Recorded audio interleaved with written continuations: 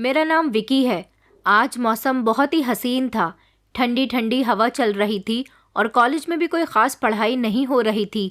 वैसे भी हम लोग कॉलेज में पढ़ाई करने कम और मस्ती करने ज़्यादा जाया करते थे। मैं अपने कॉलेज का सीनियर था। ये शहर का सबसे बड़ा कॉलेज था। यहाँ पर ज़्यादातर अमीर लोगों के बच्चे पढ़ने के लिए आया करते थे। मैं एमबीए कर रहा था और एमबीए का मेरा फाइनल ईयर चल रहा था। हमारे कॉलेज में बहुत सारी लड़कियाँ थीं जो मुझे पसंद करती थी, मुझ पर मरती थी। मैं बहुत ही स्मार्ट था और एक अमीर बाप का बिगड़ा हुआ बेटा था। मैं अपनी ख्वाहिश पूरी करने के लिए हर तरह का शौक़ करता था। जो चीज़ मुझे पसंद आ जाती थी उसे मैं हर कीमत पर ख़रीद लेता था, और अगर कोई चीज़ मुझे नहीं मिलती या कोई और उसे ले लेता था तो मैं उसे हर हाल में छीनना भी जानता था। मुझ में बहुत घमंड था और शायद मुझ जैसा अमीर और घमंडी इंसान पूरे कॉलेज में नहीं था। मुझे पढ़ाई में कोई इंटरेस्ट नहीं था, लेकिन अपने पापा के कहने की खातिर मैं पढ़ाई कर रहा था। कॉलेज में मेरे बहुत सारे दोस्त थे, लेकिन सबसे ज़्यादा ख़ास दोस्त था रॉकी, जो हमेशा मेरे साथ रहता था, या फिर ये कहें कि मैंने उसे अपना नौकर बनाकर रखा था। मुझे उससे जो भी काम होता मैं उससे करवा लिया करता था। कॉलेज में मेरी बहुत सारी गर्लफ्रेंड्स भी थीं, मतलब फ्रेंड्स। उनको गर्लफ्रेंड्स बनाना और उनका इस्तेमाल करना, यही मेरा शौक़ था। मैं खुद किसी के पास दोस्ती करने के लिए नहीं जाता था। हर लड़की मेरे इशारों पर चलकर खुद मेरे करीब आती थी। एक दिन मैं अपनी गाड़ी में बैठा हुआ था जब रॉकी का फ़ोन मेरे मोबाइल की स्क्रीन पर चमकने लगा। मैंने कॉल रिसीव की तो दूसरी तरफ से रॉकी बोला, तू बड़ी बेचैनी से इंतज़ार कर रहा होगा। यार, संजना मान गई है और जाओ, वो तुम्हारा होटल के कमरे में इंतज़ार कर रही है। मेरे होठों पर एक जहरीली सी मुस्कुराहट फैल गई थी। मैं जानता था कि वो इनकार नहीं करेगी। रॉकी ज़ोर ज़ोर से हंसने लगा कि कहने लगा कि तू तो हमेशा जान लेता है, तभी तो दुनिया तुझे बिजनेस टाइकून कहती है, क्योंकि हम हर चीज़ की कीमत लगा सकते हैं, हर चीज़ को ख़रीद सकते हैं। मैंने कहा कि हाँ, तू बिल्कुल ठीक कह रहा है रॉकी। विकी ने कभी किसी चीज़ के लिए हार नहीं मानी। हर चीज़ को अपनी मुट्ठी में करना जानता है विकी। जीतना मेरा मकसद है और मैं दुनिया की हर वो चीज़ हासिल करना चाहता हूँ जिस पर मेरी नज़र चली जाती है। मैंने फ़ोन बंद किया और अपनी गाड़ी आगे बढ़ाई। मैं अपनी मंजिल की तरफ बढ़ रहा था। संजना, होटल, ये खेल मेरे लिए कोई नया नहीं था। मैं लड़कियों को ख़रीदता था और फिर उनसे दिल भर जाने पर उन्हें छोड़ दिया करता था। मेरे लिए ये सब एक खेल था। मेरे पिता का बहुत सारा पैसा था और फिर मैं उनका इकलौता बेटा था, इसलिए अपने पिता का पैसा दोनों हाथों से लुटाया करता था।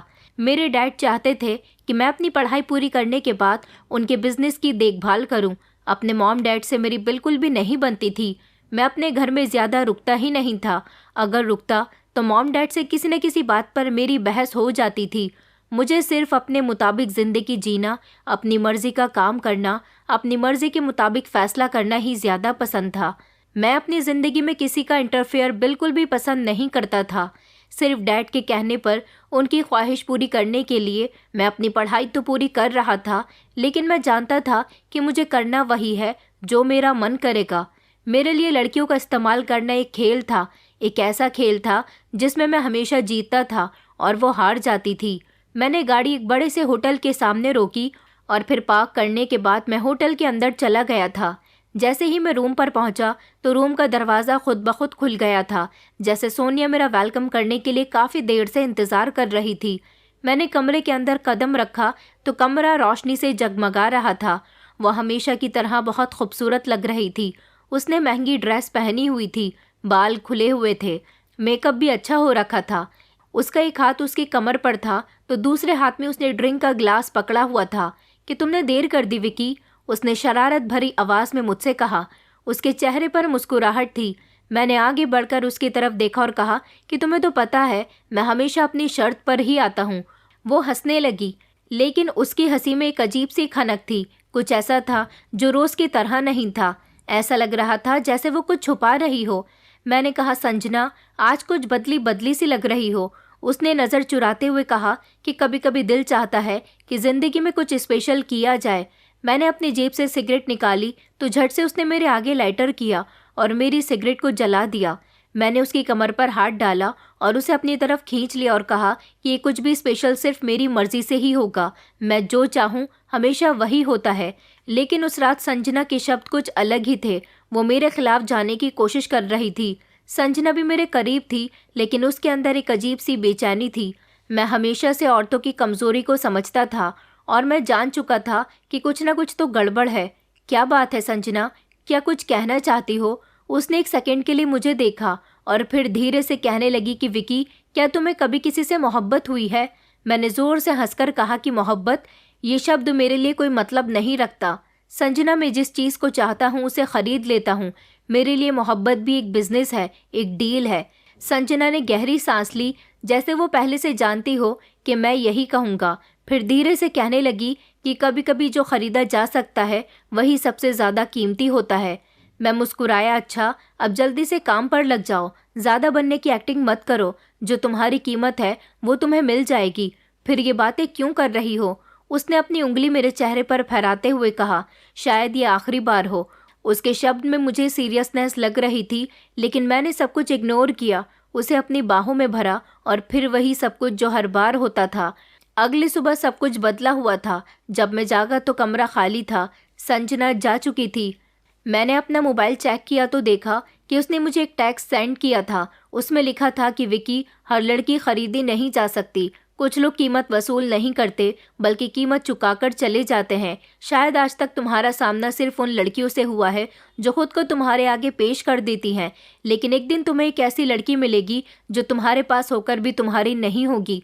तब तुम्हें एहसास होगा कि हारना किसे कहते हैं और जीतना किसे कहते हैं। उसकी बात सुनकर मुझे एक अजीब सी उलझन हुई थी। मैंने मोबाइल पीछे फेंका, होटल के बाथरूम में जाकर अच्छे से फ्रेश हुआ और उसके बाद अपने घर के लिए रवाना हो गया था। डाइनिंग टेबल पर बैठा तो डैड की वही रोज़ रोज़ की चिक चिक कि तुम आज भी कॉलेज नहीं गए, कहाँ से आ रहे हो, रात भर कहाँ थे, रात भर तुम्हें बहुत सारी कॉल्स की, तुमने फ़ोन रिसीव क्यों नहीं किया, और भी ऐसे न जाने कितने सवाल जो मेरे दिमाग में घूमकर पार हो रहे थे, मगर मुझे उनकी बातों से कोई फ़र्क नहीं पड़ता था। मॉम कहने लगी कि रहने दीजिए, इससे बात करने का कोई फ़ायदा नहीं है, यह हमेशा अपने मन की करता है।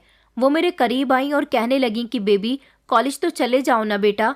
मैंने कहा मॉम, आज तो मुझे लेट हो गया और आप जानती हो कि इतने टाइम तक मैं आप लोगों की चिक चिक सुन रहा हूँ। कॉलेज जाऊँगा तो प्रोफेसर की ढेर सारी बातें सुननी पड़ेंगी। डैड ने कहा, I am getting late Prachi, अपने बेटे को अच्छी तरह से समझा देना कि ये सुधर जाए। सारी रात घर से बाहर रहा है, पता नहीं कहाँ था, बस तुम्हारी वजह से मैं इसे छोड़ देता हूँ। इसे समझा देना कि अगर रात भर घर से बाहर रहना हो तो सुबह को कॉलेज भी जाना ज़रूरी है। मैंने अपनी आंखों को ऊपर की तरफ चढ़ाया और मुस्कुराकर मॉम की तरफ देखने लगा। डैड जा चुके थे। मॉम कहने लगी कि बेटा, तुम भी हद कर देते हो, अपने पापा को गुस्सा दिला दिया ना। मैं हंसता हुआ अपने कमरे में आ गया था और फिर गहरी नींद लेने लगा। फाइनली 2 दिन की छुट्टी करने के बाद मैं कॉलेज पहुंचा तो मैंने देखा कि संजना कॉलेज नहीं आ रही थी। वैसे भी जिस लड़की का मैं इस्तेमाल कर लिया करता था उसका ना तो मुझे इंतज़ार रहता था और ना मैं उसे नज़र उठाकर देखा करता था। लेकिन जब मेरी मुलाकात रॉकी से हुई तो उसने पूछा कि संजना कॉलेज नहीं आ रही है, तुम्हें उसके बारे में कुछ पता है? मैंने कहा, मुझे कुछ नहीं पता। तुम तो जानते हो कि एक बार किसी लड़की का इस्तेमाल करने के बाद मैं उसकी कोई खबर नहीं रखता। उसने कहा कि वो कॉलेज नहीं आ रही है। मैंने कहा, हाँ, उस दिन मेरे जागने से पहले ही वो होटल से निकल गई थी। वो कुछ देर तक खामोश रहा और फिर कहने लगा, विकी, मुझे ऐसा लग रहा है जैसे तुम्हारे खेल का अंत होने वाला है। मैंने झुंझलाकर उससे कहा कि दफ़ा हो जाओ मेरे सामने से। मेरे अंदर कुछ अजीब सा हो रहा था। ये पहला मौका था जब कोई लड़की मुझे इस तरह से छोड़ कर गई थी। कॉलेज की ही नहीं बल्कि आसपास की भी ऐसी बहुत सारी लड़कियां थीं जिनके साथ मैं वक्त गुजार चुका था। उसके बाद वो मुझे कई बार नजर आई थी, लेकिन संजना मुझे फिर दोबारा देखने को ही नहीं मिली। रात का समय था और मैं अपने बेड पर लेटा हुआ था। मुझे बार बार संजना के कहे हुए शब्द याद आ रहे थे कि कुछ लोग खरीदे नहीं जा सकते, कुछ लोग कीमत वसूल नहीं करते बल्कि कीमत चुकाकर चले जाते हैं। ये शब्द मेरे अंदर कहीं चुभ रहे थे। मुझे उलझन महसूस हो रही थी। मैंने कभी किसी लड़की की परवाह नहीं की थी, ना किसी के बारे में इतना सोचा था, तो आज ऐसा क्या हो रहा था? मेरा मोबाइल बजने लगा। रॉकी की कॉल थी। उसने कहा कि क्या हुआ, सब ठीक है? मैंने सर झटका और कहा कि हाँ, सब ठीक है, बस कुछ अजीब सा लग रहा है। उसने एक लंबी हंसी हंसी और कहने लगा कि पहली बार कोई तेरे हाथ से निकल गई, वरना तो तू हमेशा जीत जाता है। मुझे लगा कि शायद वो ठीक कह रहा था। मैंने कहा, छोड़ और कोई काम की बात करते हैं। उसने कहा कि अब तुम्हारी किस लड़की पर नज़र है? मैंने कहा कि अभी तो कॉलेज में कोई ऐसी लड़की नहीं है जो मेरे दिल को भा सके, और इधर उधर की भी कोई लड़की नहीं मिल रही है। देखते हैं, कोई ना कोई मिल जाएगी। उसके बाद फिर मैं पूरे एक हफ्ते तक कॉलेज नहीं गया था। दोस्तों के साथ पार्टी करने में बिजी था। डैड को इस बार भी गुस्सा आया था, लेकिन मैं डैड की हर बात को इतना सीरियस लेता ही नहीं था। एक दिन पहले जब मेरे पास रॉकी की कॉल आई तो उसने कहा कि अच्छा सुन, कॉलेज में न्यू एडमिशन स्टार्ट हो गए हैं और इस बार एक ऐसी प्यारी सी लड़की आई है बस, जिस पर तो मेरा भी दिल आ गया है। तो कल कॉलेज आ, फिर मिलकर इस बारे में डिस्कस करेंगे। ये सुनकर मेरे चेहरे पर एक शैतानी मुस्कुराहट आ गई थी और मैं अगले ही दिन कॉलेज के लिए निकल गया था। वो किरण थी, बेहद खूबसूरत, मासूम, सिंपल और भोली भाली। उस जैसी लड़की सच में मैंने आज तक नहीं देखी थी। वो काफ़ी मासूम और शरीफ लग रही थी। उसकी सारी इन्फॉर्मेशन रॉकी मुझे दे चुका था। रॉकी का भी यही कहना था कि ये लड़की बहुत मासूम है। मैंने हाथ बांधते हुए कहा, देखेंगे कि कितनी देर तक मासूम बनी रहती है। अगली सुबह मैं कॉलेज पहुंचा तो अब मुझे किरण का सामना करना था। उसका गोरा चिट्टा रंग, काली आंखें और एक अजीब सी शराफत उसके चेहरे पर झलक रही थी। वो अपनी पढ़ाई में बिजी थी। मैं उसके क्लास में गया था और फिर जाकर उसके बराबर में बैठ गया। वो खामोशी से मेरी तरफ देखने लगी और कहने लगी कि क्या बदतमीज़ी है। मैंने कहा, बदतमीज़ी नहीं, बस आपसे दोस्ती करने के लिए आया हूँ। मैं जानता हूँ कि आप कॉलेज में नई हो। वो फ़ौरन ही मेरे बराबर में से खड़ी हो गई। तभी मेरे सारे दोस्त वहाँ आ गए थे, क्योंकि वो समझ गए थे कि मैंने इस लड़की को अपना टारगेट बना लिया है। वो वहाँ से जाने लगी। मैंने फ़ौरन ही उसका हाथ पकड़ लिया। मेरी इस हरकत से उसे गुस्सा आया और उसने पलटकर मेरे मुंह पर थप्पड़ मार दिया था। जब उसने मेरे साथ ऐसा किया तो वहाँ पर खड़े सारे स्टूडेंट्स उसे हैरानी से देख रहे थे। मुझे उस पर सबसे ज़्यादा गुस्सा आया था और मेरा मन कर रहा था कि अभी इस लड़की के मुंह पर पलटकर वार करूं, मगर मैं ऐसा नहीं कर सकता था। मैंने फैसला कर लिया था कि मैं इसे बहुत अच्छी तरह से तोड़ूंगा। थप्पड़ मारने के बाद उसने कहा कि तुम्हारी हिम्मत कैसी हुई, तुमने मुझे छूने की हिम्मत भी कैसे की, बदतमीज़, मैं तुम्हारी शिकायत प्रिंसिपल से करूंगी। तभी मेरा दोस्त रॉकी उससे कुछ कहने वाला था तो वो मेरी नज़रों से नज़र मिलाकर बोल रही थी। पहली बार मैंने देखा था कि कोई लड़की मेरे चैलेंज पर पूरी उतरी थी। उसके पास एक लड़की खड़ी हुई थी जो उसका बाजू पकड़कर बार बार उसे बोलने से रोक रही थी। बार बार वो उससे कह रही थी कि किरण चलो यहाँ से, तुम जानती नहीं हो कि ये कौन है।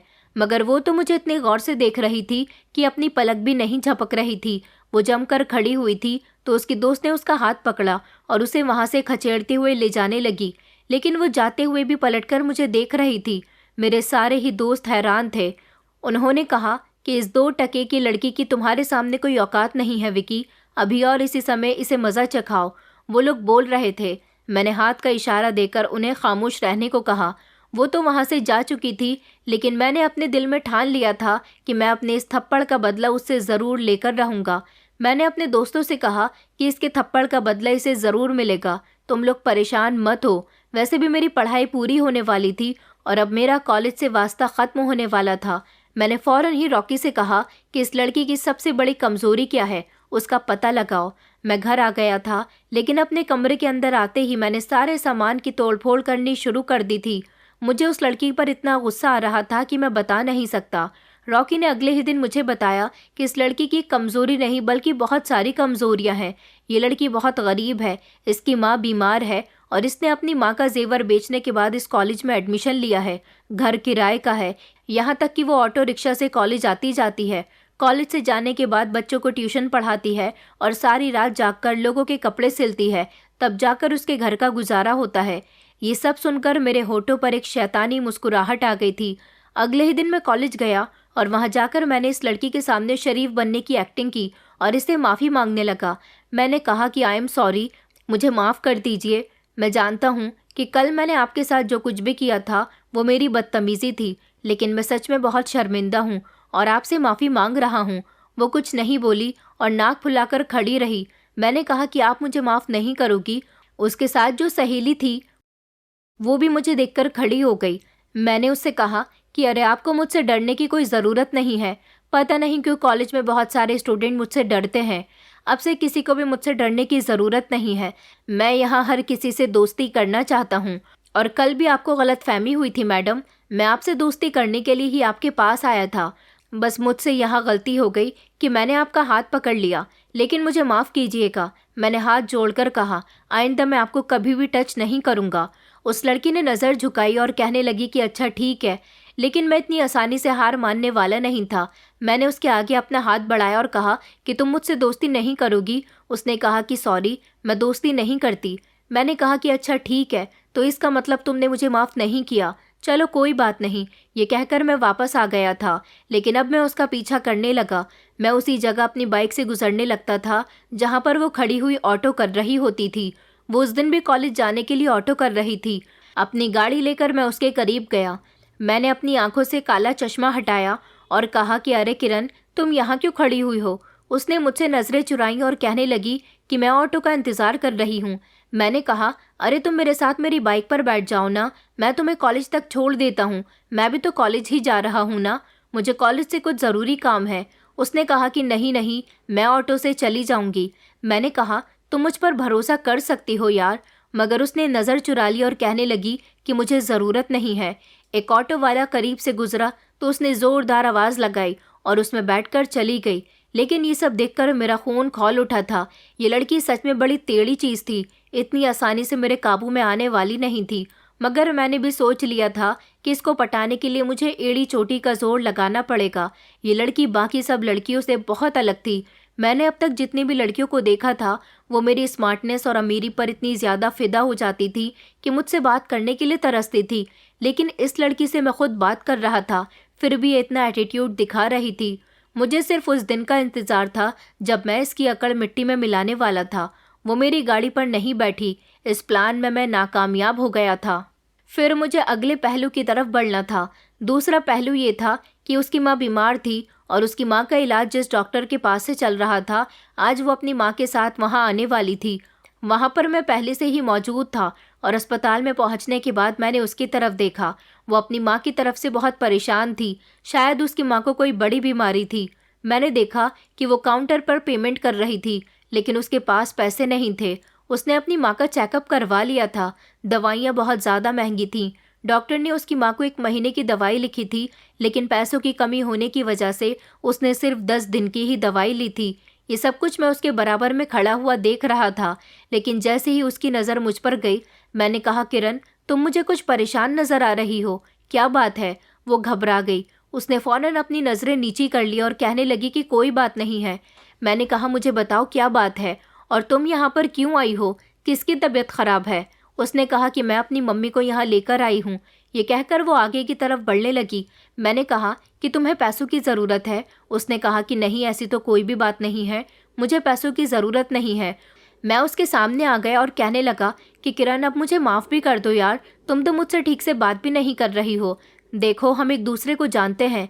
मैंने तुम्हारा हाथ पकड़ा तो तुमने मुझे थप्पड़ मार दिया, हिसाब बराबर हो गया। अब आखिर किस बात की नाराज़गी? मैं तुमसे दोस्ती करना चाहता हूँ। उसने कहा नाराज़गी उन लोगों से की जाती है जिनसे आपका कोई झगड़ा हुआ हो या फिर कोई मनमुटाव हुआ हो। ना तो मेरा आपके साथ झगड़ा हुआ है, ना ही कोई मनमुटाव हुआ। रही उस दिन की बात, तो मैं आपको माफ़ कर चुकी हूँ और मैं लड़कों से दोस्ती नहीं करती। लड़कों से क्या, बल्कि किसी से भी दोस्ती निभाने का मेरे पास समय नहीं है। ये कहकर वो आगे बढ़ने लगी। मैंने कहा अच्छा सुनो, मैंने देखा है कि डॉक्टर ने तुम्हारी मम्मी के लिए 1 महीने की दवाई लिख कर दी थी, मगर तुमने पैसों की कमी की वजह से सिर्फ 10 दिन की दवाई ली है। मैं अभी पेमेंट कर देता हूँ। उसने मेरा हाथ रोक लिया और कहा कि नहीं, मुझे आपकी मदद की ज़रूरत नहीं है, बाकी के दिनों की दवाई मैं खुद आकर ले जाऊंगी। ये कहकर वो फिर से आगे बढ़ गई। अब की बार मुझे उस पर बेहद गुस्सा आ रहा था। मैं इस लड़की से हर तरह से बात करने की कोशिश कर रहा था, लेकिन ये थी कि मुझसे बात कर ही नहीं रही थी। इस लड़की का कुछ न कुछ तो करना था। मेरी एक दोस्त थी नीलम। मैंने नीलम को फ़ोन किया और उससे हेल्प मांगी। मेरी दोस्त मेरा काम करने के लिए तैयार हो गई थी। मैंने उसे कुछ ऐसा काम बताया था जिसके होते ही मैं अपने प्लान में कामयाब हो सकता था, और वो ये था, मैंने नीलम से कहा कि वो कॉलेज में रहकर किरण पर नज़र रखे और जितना हो सके किरण के करीब जाने की कोशिश करे और उससे दोस्ती करे। नीलम मेरा कहना मान गई थी। हालांकि नीलम और मैं सेम कोर्स कर रहे थे। मेरा तो MBA कंप्लीट होने ही वाला था और मेरे डैड की ज़िद की वजह से MBA कंप्लीट होते ही मुझे उनका बिज़नेस संभालना था। लेकिन मैं अभी उनको टाल रहा था। मैं अभी बिज़नेस को खुद पर सवार नहीं करना चाहता था। वक्त गुजरता गया और नीलम ने अपना काम करना शुरू कर दिया था। नीलम ने कुछ दिनों बाद मुझे फ़ोन करके यही बताया कि विकी, इस बार तुम्हारा पाला गलत लड़की से पड़ा है। तुम इस लड़की को जैसा समझ रहे हो ये वैसी बिल्कुल भी नहीं है। तुम्हारे जाल में इतनी आसानी से नहीं फंसेगी। मैंने कहा, मैंने तुम्हारी एडवाइस नहीं मांगी नीलम, तुम्हें एक काम दिया था, मेरा वो काम हुआ या नहीं मुझे ये बताओ। उसने कहा कि तुम्हारा काम हो गया। मैंने बातों ही बातों में उसके घर के बारे में सब कुछ जान लिया और उसको एडवाइस दी है कि वो सिलाई और बच्चों को ट्यूशन पढ़ाना छोड़कर किसी कंपनी में जॉब करेगी तो उसे वहाँ ज़्यादा पैसे मिलेंगे। आ तो गई है उसके दिमाग में मेरी बात, क्योंकि मैंने उसे तुम्हारी कंपनी के बारे में भी बता दिया है और उसे पूरे 60,000 रुपये का लालच दिया है। इतने पैसों का सुनकर ज़रूर वो तुम्हारे ऑफिस में भागी चली जाएगी। मैंने कहा, यू आर ग्रेट नीलम, तुमने बहुत अच्छा काम किया है। बस एक बार वो लड़की मेरे ऑफिस तक आ जाए, फिर उसको अपने बिस्तर तक लाना तो मेरे लिए चुटकियों का काम है। फिर मैं उससे अपना बदला लूँगा, अपने उस थप्पड़ का बदला जो उसने मुझे पूरे कॉलेज के सामने मारा था। मैं ये बात भूल नहीं सकता था। फिर फाइनली एक दिन वो भी आ गया जब उसके दिमाग में की गई बात बैठ गई थी कि उसे नौकरी कर लेनी चाहिए। और जब वो इंटरव्यू के लिए हमारी कंपनी में आई तो मैं उसका इंतज़ार कर रहा था और इस तरह से डैड का बिजनेस संभालने के लिए ऑफिस भी चला गया। मेरे मॉम डैड हैरान थे कि पहले वो लोग मुझे ऑफिस भेजा करते थे तो मैं नहीं चाहता था, लेकिन अब मैं खुद ब खुद वहाँ क्यों जा रहा हूँ। मैं अपने केबिन में बैठा हुआ था और मैंने कहा था कि इस लड़की का इंटरव्यू मैं लूँगा। मैं अपना मुंह फेर कर बैठा हुआ था। जैसे ही वो कांपते हुए कदमों से केबिन के अंदर दाखिल हुई, जैसे ही उसने कहा कि सर, तो मैंने फ़ौरन कुर्सी घुमाकर उसकी तरफ देखा। वो मुझे उस जगह देखकर हैरान रह गई थी। उसने अपनी आंखें झुका ली थी। मैंने कहा, किरण तुम? वो कहने लगी कि सर, मैं यहाँ नौकरी करने के लिए आई हूँ, मुझे नौकरी की बहुत ज़रूरत है, मैं इस समय बहुत परेशान हूँ। ये बात तो मैं अच्छे से जानता था कि उसे इस समय नौकरी की बहुत ज़रूरत है, क्योंकि जिस घर में वो रहती थी वहाँ का मकान मालिक जो पहले उनसे 3 महीने में किराया लिया करता था, अब उसने मेरे कहने पर किरण का पीछा ले लिया था कि हर महीने किराया दिया करो। और कॉलेज में भी फीस का प्रेशर उस पर बढ़ाया जा रहा था। इधर उसकी माँ का इलाज चल रहा था। उसके पास यहाँ नौकरी करने के अलावा कोई दूसरा रास्ता था ही नहीं। उसने अपने डॉक्यूमेंट मेरे आगे किए। मैंने कहा, किरण, मुझे इस सब की ज़रूरत नहीं है, तुम्हें यहाँ ऐसे ही नौकरी मिल जाएगी। ये मेरी कंपनी है, इसको मैं और मेरे डैड मिलकर चलाते हैं। और हाँ, अब तुम्हें परेशान होने की ज़रूरत नहीं है, तुम मेरी पर्सनल सेक्रेटरी हो, मैं तुम्हें सेक्रेटरी की जॉब दे रहा हूँ। वो खुश हो गई और साथ ही मुझे शुक्रिया कहकर वहाँ से उठकर चली गई। आज उसकी आंखों में मैंने मजबूरी देखी थी और इससे मुझे बहुत खुशी मिली थी। लेकिन अगले दिन से जब उसने नौकरी ज्वाइन कर ली, तब से मैंने उसे अपने साथ रखना शुरू कर दिया था। मैंने उसे बताया था कि मैं जहाँ जाऊँगा वहाँ तुम मेरे साथ साथ चलोगी, मेरे सारे काम तुम करोगी। उसने कहा था कि जी सर, कहकर मेरी बात को उसने मान लिया था। लेकिन ये सब करना उसके लिए इतना आसान नहीं था। उसका ऑफिस में पहला दिन बहुत अच्छा गुजरा था। वो सुकून से लग रही थी कि उसकी नौकरी अच्छी जगह लग गई है। अब उसकी पढ़ाई भी अच्छी चलेगी और किराए के घर से भी उसे नहीं निकाला जाएगा, क्योंकि मैंने उसे एडवांस सैलरी का चेक दे दिया था। मेरे पास उसका नंबर आ गया था। मैंने रात के समय उसे कॉल किया और कहा कि किरण, कल सुबह तुम्हें ऑफिस जल्दी आना है। उसने कहा कि ओके सर, मैं आ जाऊंगी। लेकिन अगले दिन जब वो ऑफिस आई तो मैं उसका इंतज़ार कर रहा था। मैंने उससे कहा कि ठहरो, अपने केबिन में मत जाना, मेरे साथ चलो। वो मेरी इस बात पर थोड़ा घबरा गई। सर कहाँ? मैंने कहा, एक बिजनेस मीटिंग के लिए हम लोग जा रहे हैं, आओ मेरे साथ। मैं उसे लेकर अपनी गाड़ी तक आ गया। वो पीछे वाला दरवाज़ा खोलकर पीछे बैठने की कोशिश कर रही थी, लेकिन मैंने उसे कहा कि सेक्रेटरी बॉस के बराबर में बैठती है, तुम्हारी जगह पीछे नहीं बल्कि आगे है। वो थोड़ा हिचकिचाई और फिर मेरे बराबर वाली सीट पर आकर बैठ गई। मैं गाड़ी ड्राइव करता रहा और फिर उसके बाद उसे एक रेस्टोरेंट में लेकर आ गया। हम लोग एक तरफ जाकर बैठ गए थे। वो मेरे बिल्कुल सामने बैठी हुई थी और थोड़ा अनकंफर्टेबल महसूस कर रही थी। उसके हाथ टेबल पर रखे हुए थे और वो इधर उधर देख रही थी। लेकिन मैंने उसके हाथ पर अपना हाथ रखकर तसल्ली दी और कहा कि तुम्हें घबराने की ज़रूरत नहीं है। मेरे हाथ लगाते ही वो तो उछल गई और उसने कहा कि सर, ये आप क्या कर रहे हैं? मैंने कहा, ओ कम ऑन किरण, मैंने तुमसे पहले ही कहा था कि ये बिजनेस मीटिंग है, तुम्हारी इज्जत मेरी नज़रों में हमेशा बरकरार रहेगी। उसके चेहरे पर अजीब से एक्सप्रेशन थे, जैसे वो मेरे बदलते हुए बिहेवियर को समझने की कोशिश कर रही हो। लेकिन मुझे पता था कि मैं ये खेल जीतने वाला हूँ। मैंने हमेशा अपने शिकार को बेखबरी में काबू किया था और किरण भी अब जल्दी ही मेरी होने वाली थी। मैं किरण को झुकाने की कोशिश कर रहा था। मुझे अब पक्का यकीन हो गया था कि ये लड़की इतनी भी आसान नहीं है जितनी मैंने समझा था। वो हमेशा मुझसे सावधान रहती थी, ज़रूरत से ज़्यादा सीधी और हद से ज़्यादा चालाक। मैंने उस पर तरह तरह से अपने तरीके आजमाने शुरू किए। कभी मैं सख्ती, कभी पैसा, कभी फीलिंग्स, मगर वो किसी भी जाल में नहीं आ रही थी। लेकिन एक दिन मौका खुद मेरे पास चलकर आया था।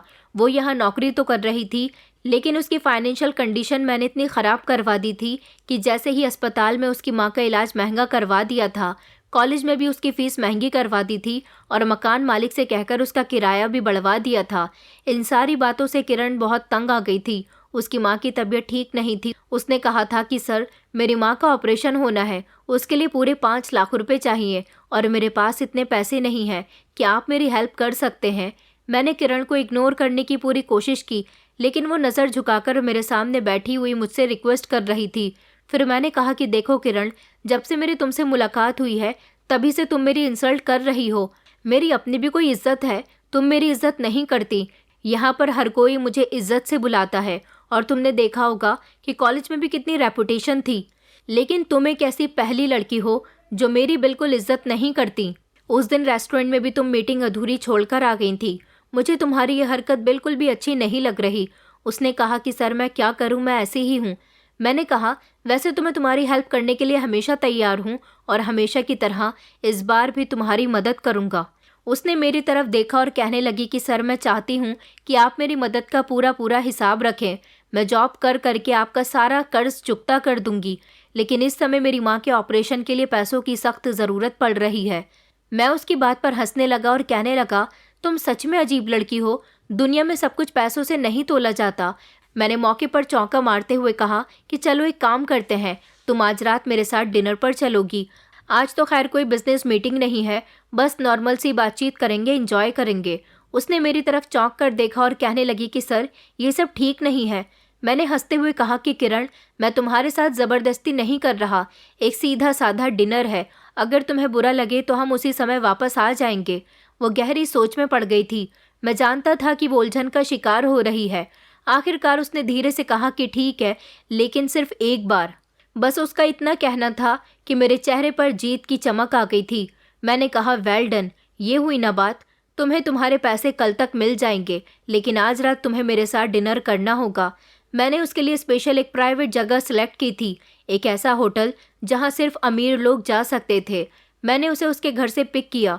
वो गाड़ी में मेरे साथ बैठी तो थी, लेकिन बहुत सावधान थी। हम होटल में दाखिल हुए। वो बिल्कुल खामोश बैठी हुई थी। उसको इतना सीरियस देखकर मैंने कहा कि तुम हमेशा इतनी ही सीरियस रहती हो। उसने हैरान होकर मेरी तरफ देखा, जैसे वो मेरी इस बात के लिए तैयार नहीं हो। उसने कहा कि सर, मुझे नहीं पता, शायद कुछ चीज़ें टाइम के साथ साथ बदल जाती हैं, जैसे कि भरोसा। मैंने उसे गौर से देखा। क्या तुम्हें मुझ पर भरोसा नहीं? उसने कहा कि सर, कुछ लोग भरोसे के लायक नहीं होते। मैं उसकी बात पर हंसने लगा और मैंने फ़ौरन ही टॉपिक बदल दिया। उसके बाद हम दोनों खाना खाने में बिजी हो गए और फिर ना जाने क्यों मैं उसे यहाँ जिस इरादे से लेकर आया था, मैं उसके साथ वो सब नहीं कर सका। थोड़ी देर बातचीत करने के बाद मैंने उसे उसके घर ड्रॉप कर दिया। वो गाड़ी से उतरी तो मैंने उससे कहा कि किरण, तुमसे एक बात कहूँ। उसने मेरी तरफ देखा। मैंने कहा, कभी कभी खुद पर काबू रखना अच्छा होता है, लेकिन मगर हमेशा नहीं। अगर इंसान खुद को बहुत ज़्यादा रोक कर रखे तो वो जीना भूल जाता है। उसने कोई जवाब नहीं दिया और फिर वो अपने घर के अंदर चली गई। मुझे पता था कि मैं धीरे धीरे उसके दिल में जगह बना रहा था। वक्त के साथ साथ मैंने महसूस किया कि किरण के चेहरे के एक्सप्रेशंस में बदलाव आ रहा था। वो अब भी सावधान थी, लेकिन उसकी आंखों में वो सख्ती नहीं थी जो पहले हुआ करती थी। ये मेरा पहला कदम था, उसे अपनी दुनिया में घसीटने का पहला कदम। एक चीज़ अभी भी मुझे बेचैन कर रही थी। वो पूरी तरह से मेरे काबू में नहीं आई थी। वो मुझसे दूर दूर थी और अभी मुझे वो अहमियत नहीं दे रही थी जो मुझे बाकी लड़कियां दिया करती थी। उसी दिन मेरे ऑफिस में मुझसे मिलने के लिए रॉकी आया। मैंने उसे बताया कि यार, ये किरण बड़ी ज़िद्दी लड़की है। रॉकी हंसने लगा और कहने लगा, तू कब से ज़िद के आगे झुकने लगा? मैंने कहा, झुक नहीं रहा, मैं सोच रहा हूँ कि इसे तोड़ूँ कैसे और अपने थप्पड़ का बदला कैसे लूँ। लड़कियाँ तो मोहब्बत से टूटती हैं या फिर डर से। रॉकी ने कहा, अगर वो तुमसे मोहब्बत नहीं कर रही तो उसके दिल में डर पैदा कर दो। मैंने कहा, डर? हाँ, शायद अभी टाइम आ गया है। मैंने अभी तक 5 लाख रुपए की रकम किरण के अकाउंट में ट्रांसफ़र नहीं की थी, क्योंकि मैं अच्छी तरह से जानता था कि उसकी माँ का कोई ऑपरेशन नहीं होने वाला। ये सब कुछ मैंने डॉक्टर को पैसे देकर झूठी रिपोर्ट बनाने के लिए कहा था और मुझे इस खेल में बड़ा मज़ा आ रहा था। वो मेरे पास आई और कहने लगी कि सर, आपने अभी तक पैसे मेरे अकाउंट में ट्रांसफ़र नहीं किए। डॉक्टर कहते हैं कि माँ का ऑपरेशन जल्द से जल्द होना है। सर प्लीज़ मेरी मदद कीजिए। आपके कहने के मुताबिक कल मैं आपके साथ डिनर पर भी चली गई थी।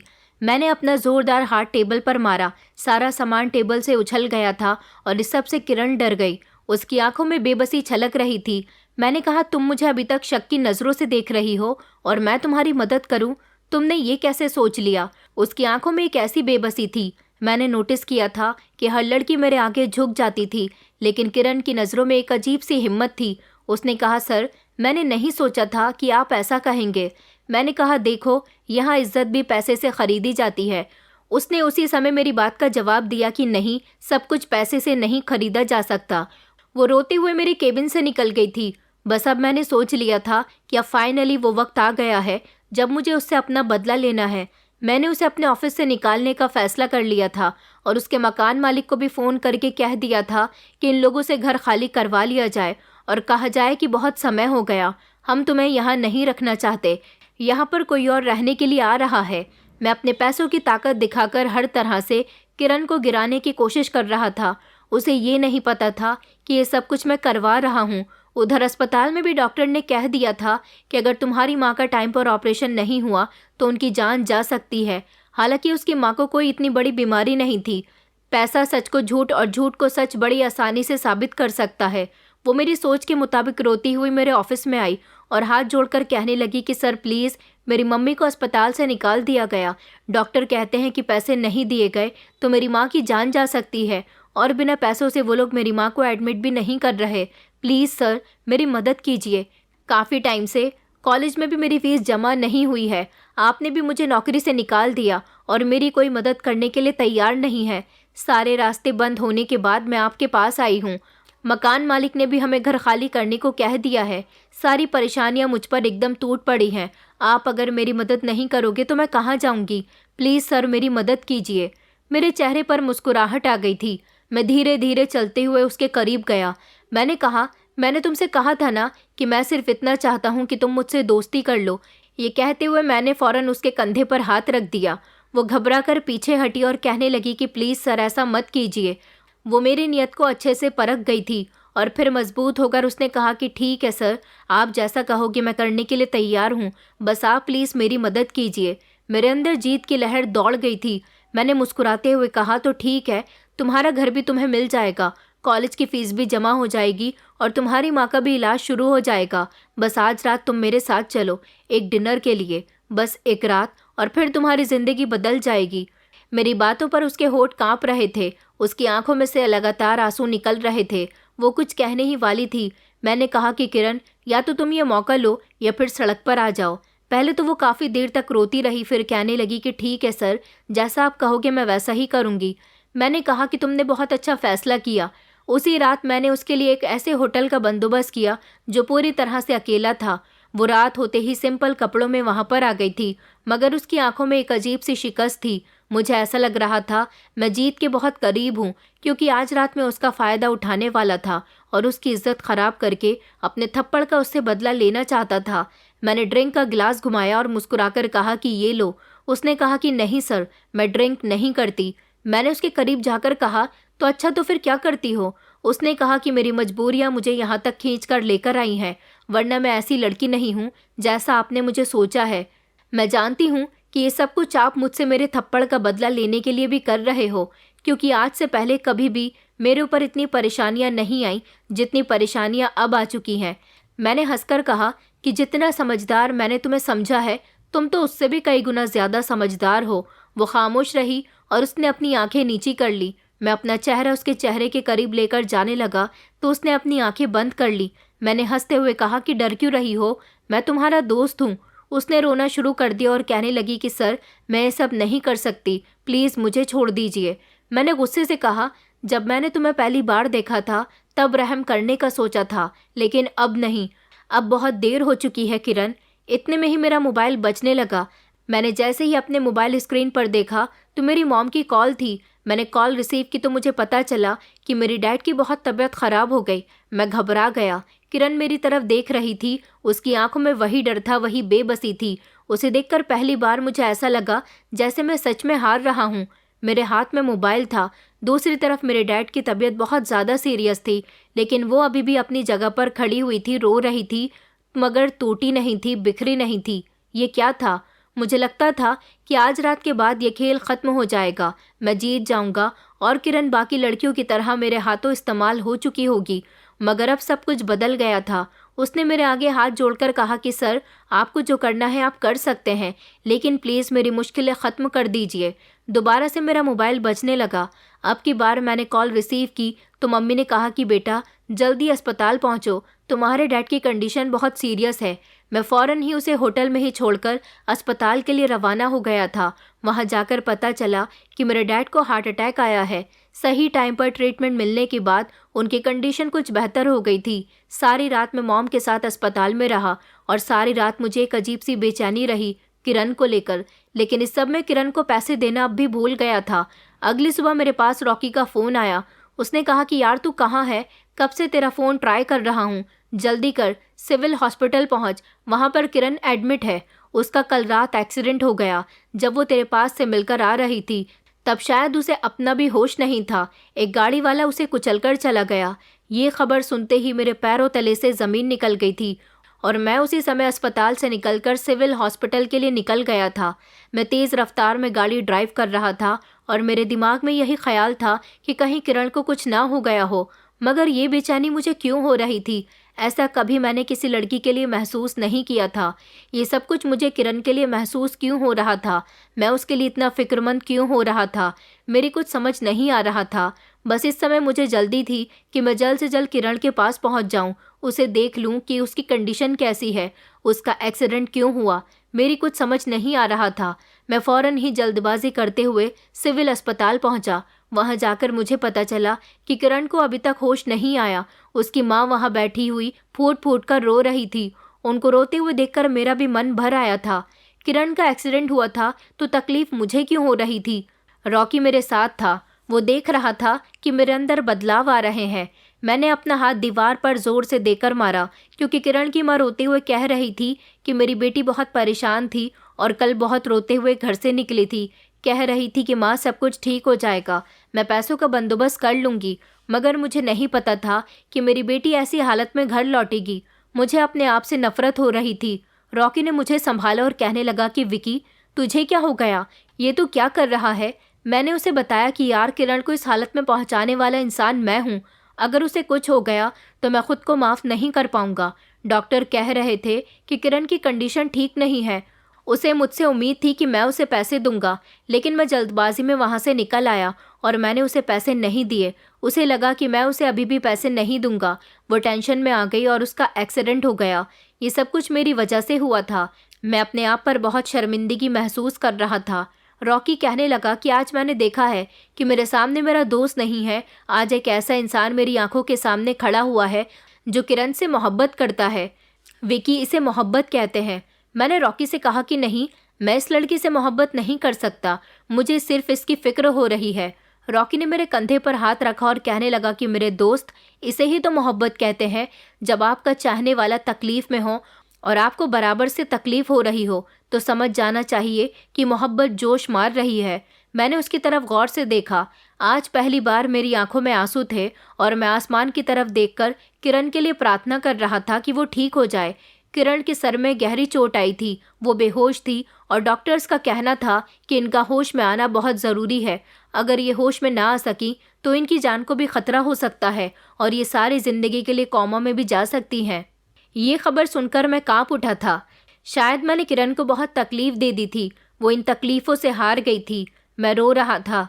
मैंने किरण का अस्पताल का सारा खर्चा खुद उठाया था। मेरी मॉम मुझे फ़ोन कर रही थी तो उनसे पता चला कि डैड की तबीयत ठीक है, लेकिन मैं ठीक नहीं था। मेरी किरण ठीक नहीं थी। मुझे कुछ भी अच्छा नहीं लग रहा था।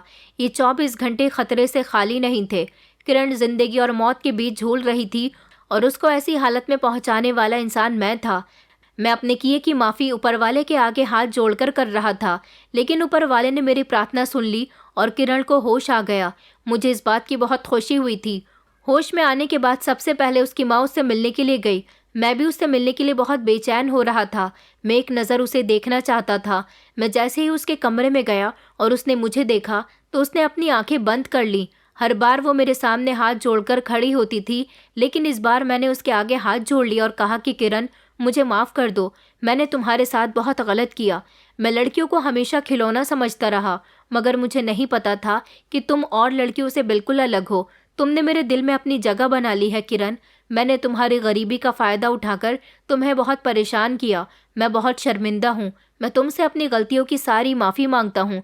मैं तुमसे बहुत मोहब्बत करता हूँ किरण, तुम्हें अपनी ज़िंदगी में शामिल करना चाहता हूँ। किरण ने कहा कि मुझे आप पर भरोसा नहीं है। आप मेरा भरोसा खो चुके हैं। आपको तो मुझसे दोस्ती करनी थी ना। आपने मेरे साथ बहुत गलत किया। मैं आपको कभी माफ़ नहीं करूँगी। आपकी वजह से मैंने बहुत तकलीफ़ बर्दाश्त की है। किरण ने मुझे रिजेक्ट कर दिया था और आज ना जाने क्यों रिजेक्ट करने वाली लड़की से मैं बदला नहीं ले सकता था। मेरी आंखों के सामने आज वो लड़की लेटी हुई थी जिससे मैं बहुत ज़्यादा मोहब्बत करता था। फिर मुझे संजना के कहे हुए वो शब्द याद आए कि जिस चीज़ को तुम पाना चाहोगे वो चीज़ तुम्हारी होते हुए भी तुम्हारी नहीं होगी। किरण मेरी आंखों के सामने थी। मैं चाहता तो अभी उससे उसके कहे हुए शब्दों का बदला ले सकता था, लेकिन नहीं, अब और मैं उसे तकलीफ़ नहीं पहुंचाना चाहता था। मैंने उससे माफ़ी मांगी और कहा कि ठीक है, मैं तुम्हें बदल कर दिखाऊंगा कि मैं तुमसे कितनी मोहब्बत करता हूँ। मैंने अपने आप को बदल लिया है। पहले जो मैं लड़कियों को खिलौना समझता था, अब मैं लड़कियों की इज्जत करूंगा। लेकिन मेरे अंदर ये बदलाव तुम लेकर आई हो। मैं तुम्हें हासिल करना चाहता था।